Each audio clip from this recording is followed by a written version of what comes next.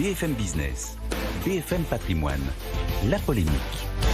Nicolas Dose, bonjour. Bonjour. De vives réactions à gauche après les propos de Bruno Le Maire hier matin, c'était sur BFM TV.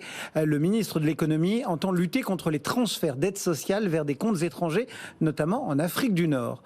C'est un enjeu économique important ? Voilà, il fait de la politique pure. Là, Bruno Le Maire reprend à son compte un sujet qui, anormalement, a été tabou en France pendant des années, parce que c'était le fonds de commerce, le monopole de l'extrême droite. Alors, il fallait surtout pas en parler.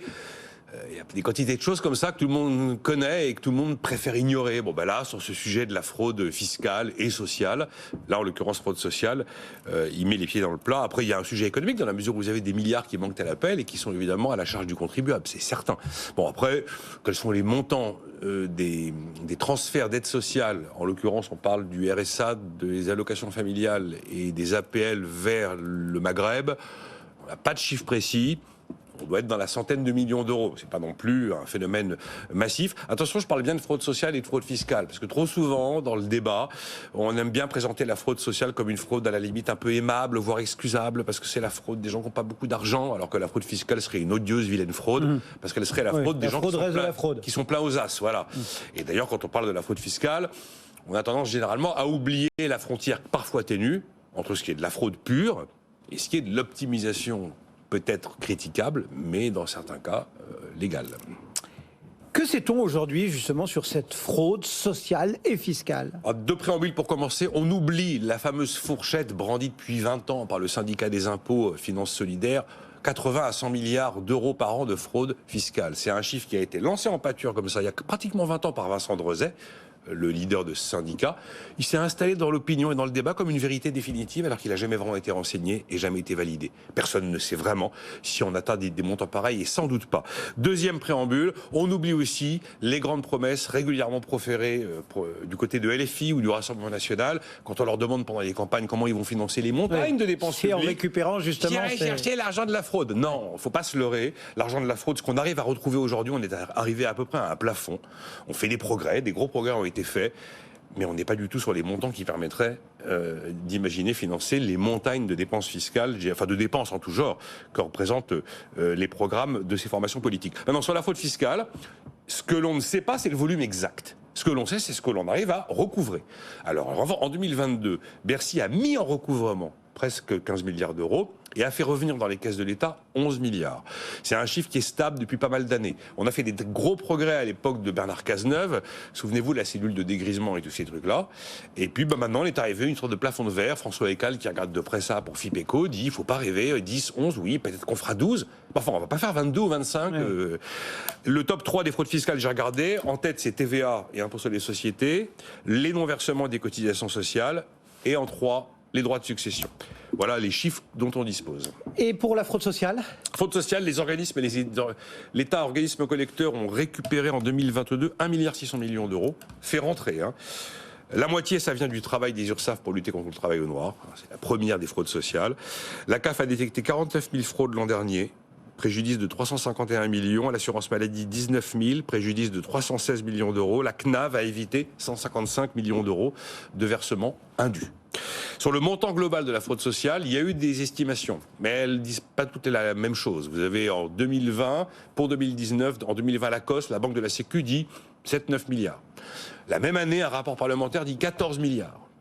Et il y a 2021, je crois, sont sortis les fameux best-sellers de l'ex-magistrat de Bercy, en charge à l'époque de la lutte contre la fraude, Charles Pratt, qui disait pour la fraude sociale, 30 milliards. Bon. Faites vos jeux là-dedans, retrouvez vos petits. Mais c'est très difficile pour la fraude sociale d'être très très efficace. Quand on sait qu'on a plus de 300 prestations versées par 130 organismes de protection sociale qui représentent 840 milliards d'euros. Alors allez retrouver là-dedans toute l'histoire. Le top 3, j'ai regardé aussi pour les fraudes sociales, c'est les revenus qui sont minimisés pour aller toucher du RSA, pour toucher plus de primes d'activité, pour aller toucher des APL ou la CMU-C. La deuxième fraude sociale, c'est les fausses déclarations pour avoir le minimum vieillesse. Et la troisième, j'ai été surpris, les fausses déclarations de grossesse, pour toucher la prime de naissance de la PAJE, la prestation d'accueil du jeune enfant. Oui. Pourtant, ça, on imagine quand même qu'on connaît le cycle et qu'on devrait pouvoir le trouver assez facilement. Je veux dire, pour moi, ça une femme qui accoucherait pour la 72e fois, normalement... Oui, oui, vous savez... on a vu des trucs extraordinaires. Ouais. Bon, n'empêche que Gabriel Attal va présenter un plan contre de lutte contre cette fraude. Qu'est-ce qu'on en sait? Pas grand-chose. Bon, fin mai, normalement, tout est clair. Alors, création d'un groupe d'experts pour essayer enfin de chiffrer vraiment.